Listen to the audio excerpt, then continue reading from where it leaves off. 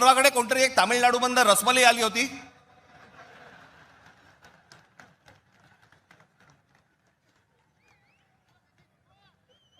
तो सांगतो मुंबईचा आणि म्हणजे महाराष्ट्राचा संबंध काय. काय संबंध आहे इथे याचा.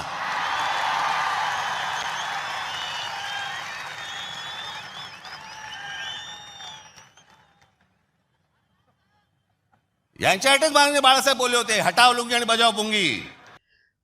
साथियों नमस्कार. भगवान सूर्य उत्तरायण हो गए हैं और इस शुभ अवसर, इस शुभ शुरुआत पर देश के अलग अलग हिस्सों में मनाए जाने वाले जो उत्सव, जो त्योहार हैं, माघ बिहू, मकर संक्रांति, उत्तरायण, पोंगल, लोहड़ी, इन सभी त्योहारों के लिए आप सबको ओपिनियन अड्डा की ओर से ढेरों शुभेच्छा. आपका ये वर्ष बेहद शुभ हो. आप और आपके परिवार के सभी लोग स्वस्थ रहें, आनंद से रहें.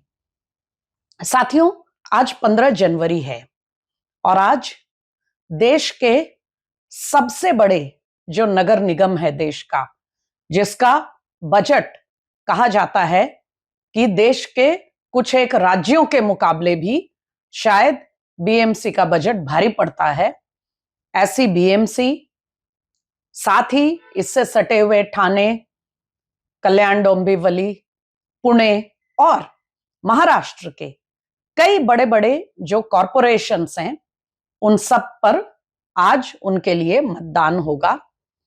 आप सबको अच्छी तरह मालूम है कि इस बार एक बहुत लंबे अंतराल के बाद ये जो चुनाव हैं कॉरपोरेशंस के, ये किए जा रहे हैं.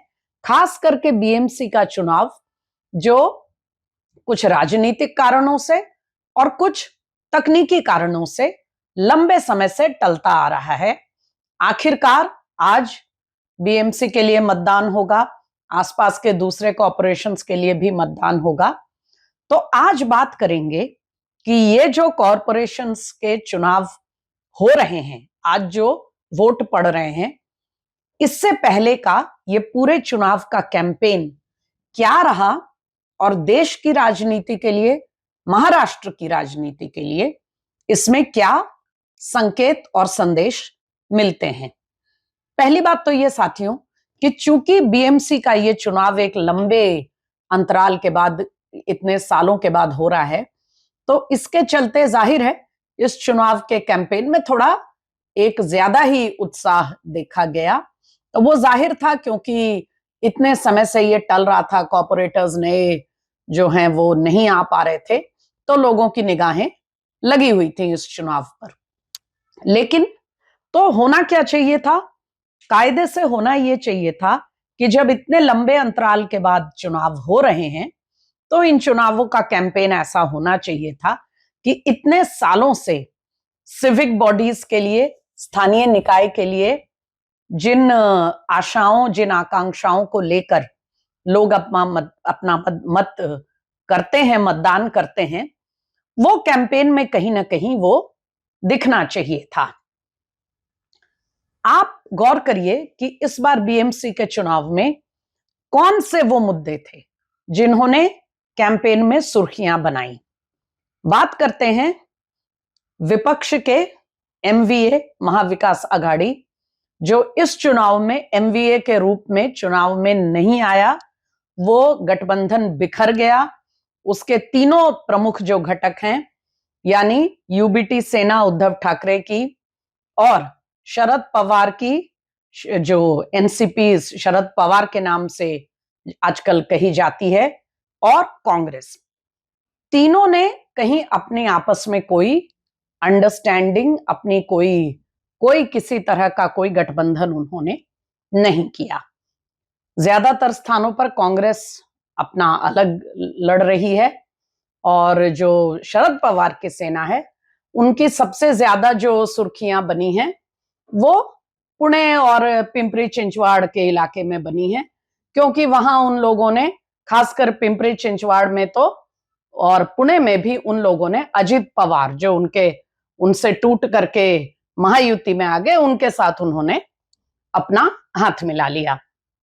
खैर, ये जो गठबंधन करने वाला मुद्दा है, ये केवल एमवीए की तरफ यानी विपक्ष की तरफ सीमित नहीं है। ऐसे बहुत से मजेदार किस्से हमने महायुति की तरफ, जो सत्ताधारी महायुति है, उसकी तरफ भी देखे। एक दो घटनाएं सबसे ज्यादा उन्होंने सुर्खियां बटोरी, जैसे अंबरनाथ का मुद्दा है, जहां पर कि जो बीजेपी के वहां के स्थानीय सांसद थे, उन लोगों ने शिंदे सेना को दूर रखने के लिए कांग्रेस से हाथ मिला लिया ताकि वो मिलकर वहां उनका वर्चस्व बन जाए। खैर, न कांग्रेस को ये मंजूर था न बीजेपी को, तो फिर उन्होंने अपने अपने जो लोग चुने गए थे उनके प्रतिनिधि, उनको धमकी दी, कार्रवाई की बात कही, तो फिर उन्होंने वो तोड़ दिया उस अलायंस को, क्योंकि उनकी पार्टियां उसके लिए राजी नहीं हुई। बाद में मामला और बिगड़ गया, क्योंकि जो कांग्रेस वालों को जैसे ही कार्रवाई की धमकी दी गई तो उन्होंने बीजेपी का अलायंस तो छोड़ा, लेकिन वो बीजेपी फॉर्मल ऑफिशियल तरीके से शामिल हो गए, जिसका नतीजा ये हुआ कि अब कांग्रेस पार्टी ने उनको डिस्क्वालीफाई करने के लिए नोटिस भेजा हुआ है। तो खैर, ये सब आप देख रहे हैं। आज हम बात करेंगे कि ये जो कई सालों के बाद बीएमसी के चुनाव हुए, और विधानसभा में, और सिर्फ विधानसभा में ही नहीं, हाल में जो राज्य के अन्य हिस्सों में जो छोटे निकायों के लिए, जो निचले स्तर के स्थानीय निकायों में जो दुर्गति हुई यूबीटी सेना की, उसके बाद ऐसा लगता है कि उद्धव ठाकरे की सेना पूरी तरह बिल्कुल डेस्परेट हो गई, हताशा में आ गई कि अंतिम जो उनका गढ़ है बीएमसी, वो अगर उनके हाथ से निकल गया तो वो महाराष्ट्र और मुंबई की राजनीति में कहीं भी नहीं रह जाएंगे। और आप सब जानते हैं साथियों कि आज से नहीं, जब से शिवसेना का गठन किया स्वर्गीय बाला साहब ठाकरे ने, तभी से उनकी ताकत जो है वो मुंबई के कॉर्पोरेटर्स, वो बीएमसी से ही आया करती है। हर लिहाज से देखा जाए, तो स्थानीय पकड़ के लिहाज से भी देखा जाए, आर्थिक दृष्टि से भी देखा जाए, उनकी राजनीति का जो आधार है, हर तरीके से। तो ऐसा लगता है कि पहले विधानसभा में और फिर जो अन्य स्थानीय निकाय चुनाव हुए, उनमें जो दुर्गति यूबीटी सेना की हुई, उसके बाद वो पूरी तरह से हताश हो गए कि अब कुछ भी करके किसी तरह से बीएमसी में अपना वर्चस्व बनाए रखना बहुत जरूरी है। और पहले से ही, बहुत पहले से, जब बीएमसी के चुनाव कब होंगे ये तय भी नहीं था, तभी उन लोगों ने एमवीए के अपने घटकों को संकेत दे दिया था, उनको झटक दिया था। और उद्धव ठाकरे अपने चचेरे भाई राज ठाकरे, जिन्हें कुछ साल पहले वो फूटी आंख नहीं सुहा रहे थे, उनके साथ आने का संकेत दिया था। बाद में वो फॉर्मल तरीके से वो अलायंस हो गया यूबीटी सेना और मनसे यानी महाराष्ट्र नवनिर्माण सेना का। साथियों, यहां एक बात बताना प्रासंगिक है कि जब से राज ठाकरे अपने चाचा के परिवार को छोड़कर और अलग पार्टी उन्होंने गठित की, तब से आज तक मन से कहीं भी किसी भी चुनाव में, नवनिर्माण तो बहुत दूर की बात है, वो अपनी कहीं कोई उपस्थिति भी दर्ज नहीं करा पाए हैं। बार बार राज ठाकरे ने अपने अलायंसेस पे कई तरह के विरोधाभासी संकेत दिए हैं। कभी वो नितिन गडकरी के साथ बातचीत कर रहे थे, फिर दोबारा फिर बीजेपी की तरफ से उनकी बात हो रही थी, फिर वो बीच में किसी और से बात कर रहे थे। कुल मिलाकर उन्होंने जो जो एक्सपेरिमेंट है वो करने की कोशिश की, कभी ये मुद्दा उठाया, कभी वो मुद्दा उठाया, लेकिन जब से मनसे का गठन हुआ है, अभी तक मनसे अपनी कोई उपस्थिति महाराष्ट्र या मुंबई की राजनीति में दर्ज नहीं करा पाया है। ये तो कहना मुश्किल है कि यूबीटी सेना ने राज ठाकरे के साथ जाने का फैसला क्यों लिया, लेकिन संभवतः कारण यही रहा होगा कि कांग्रेस और शरद पवार की एनसीपी के साथ विधानसभा में जो उनका अनुभव रहा, उसके बाद उन्हें लगा कि मुंबई में ये नहीं चलेगा। तो फिर खैर, यूबीटी और मनसे दोनों पार्टियों का गठबंधन हुआ। अब इनका कैंपेन कैसा रहा साथियों?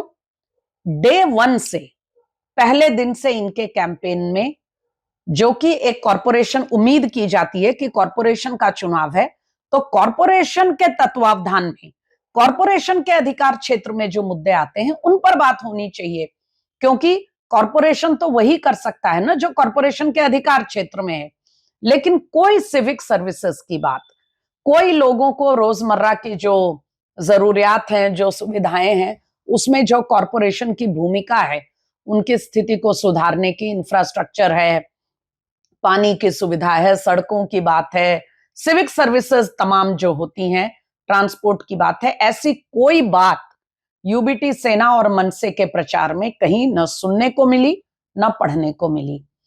एक डे वन से, पहले दिन से इनका केवल एक मुद्दा था कि मुंबई जो है वो मराठियों के लिए होनी चाहिए और बाहर वालों को दफा करो।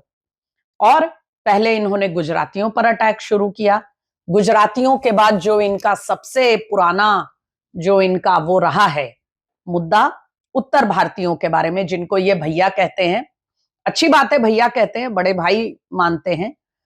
यूपी बिहार वालों को, उन पर इनका हमला शुरू हुआ और अंततः प्रचार खत्म होते होते तक जो अंतिम सबसे बड़ी, सबसे ज्यादा भीड़ वाली जो इनकी ज्वाइंट रैली हुई, उसमें इन्होंने दक्षिण भारत के लोगों पर भी जम करके हमला किया।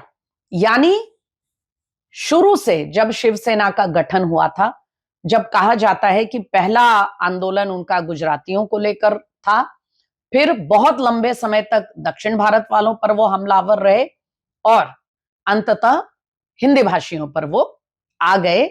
इस पूरी कहानी का एक कैप्सूल, एक ट्रेलर उस रैली में देखने और सुनने को हमें मिला।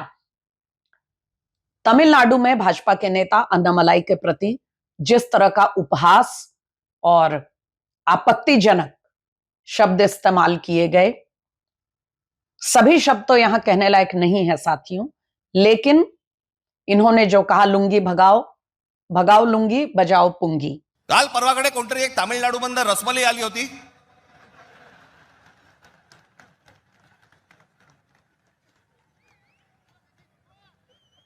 तो सांगतो मुंबईचा आणि म्हणजे महाराष्ट्राचा संबंध काय, काय संबंध आहे इथे याचा.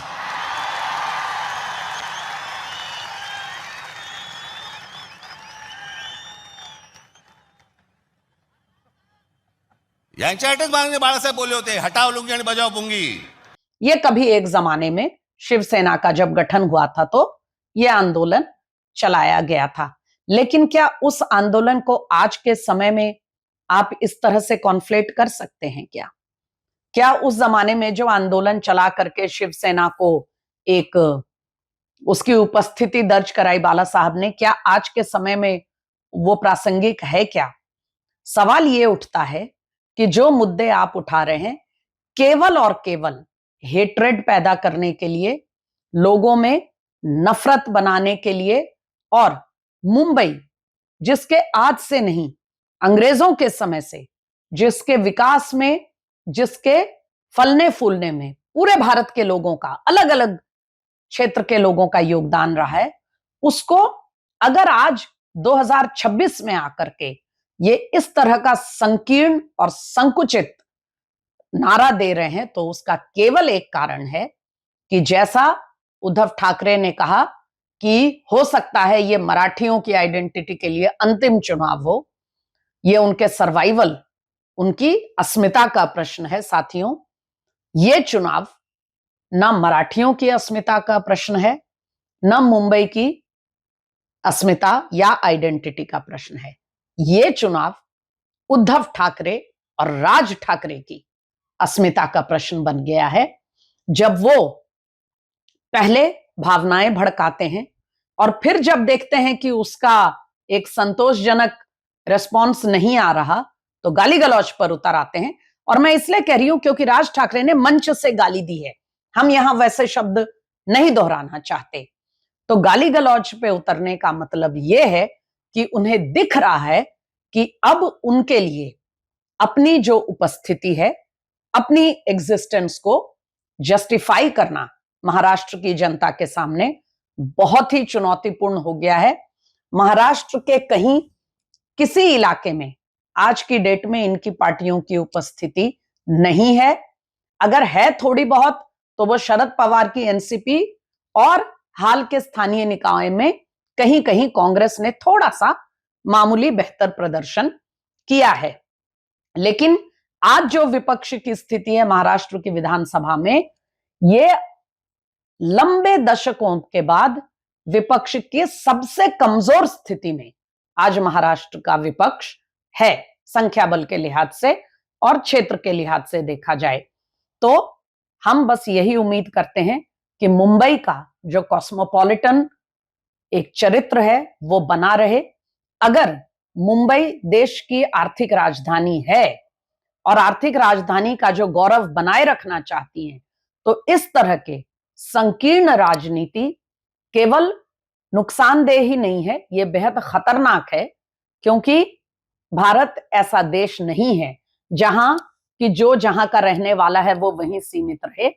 सभी लोग आवाजाही करते हैं, अन्य हम सभी लोगों की तरह मराठी भी दूसरे स्थानों पर जाते हैं। ये खतरनाक आग लगाने वाला खेल यूबीटी सेना और मनसे कर रही है। मनसे तो मनसे के पास तो कुछ बिगड़ने के लिए बचा ही नहीं है, बना ही नहीं तो बिगड़ेगा क्या। यूबीटी सेना हो सकता है उसकी रही सही जो स्थिति है वो भी साफ हो जाए। अभी तक के संकेत, ग्राउंड से फीडबैक यही बताता है कि इस बार बीएमसी में यूबीटी को मुश्किल का सामना करना पड़ सकता है।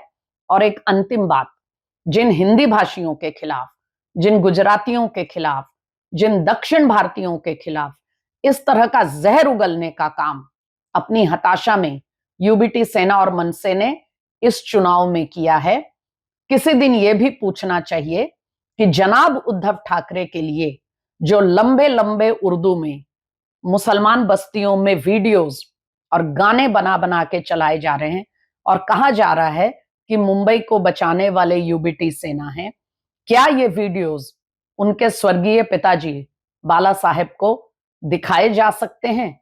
और अगर वो देख रहे होंगे तो अपने पुत्र और अपनी पार्टी दोनों के बारे में उनके सीने पर कैसे सांप लौट रहे होंगे, ये भी एक सेकंड के लिए जरूर सोचिएगा। इंतजार करते हैं बीएमसी और अन्य नगर निगम के चुनाव में क्या नतीजे आते हैं। बहुत जल्द फिर मिलेंगे। नमस्कार।